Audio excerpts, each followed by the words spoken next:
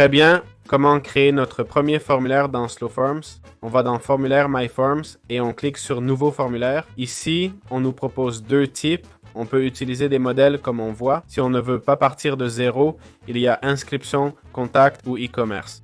Moi, je vais le faire sur mesure, sinon ça n'a pas de sens, donc on va tester. On clique sur créer en format standard. Regardez comment ça marche.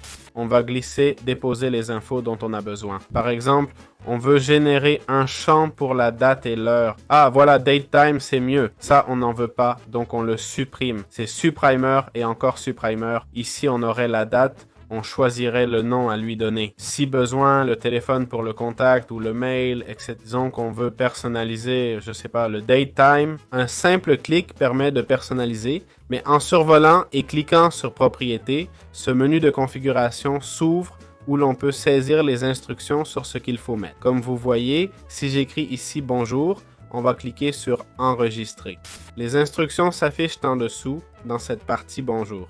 D'autre part, on a le placeholder, le texte visible à l'intérieur, le hover text et le format horaire, soit 12 heures ou 24 heures. On va choisir 24 heures. Intervalles en minutes, mettons 1. Et là, on aurait pour chaque section sa propre configuration. N'oubliez pas de cliquer sur enregistrer. On peut aussi ajouter des évaluations. On peut mettre un curseur pour noter de 0 à 100. Évidemment, ce curseur est personnalisable. On peut le réduire.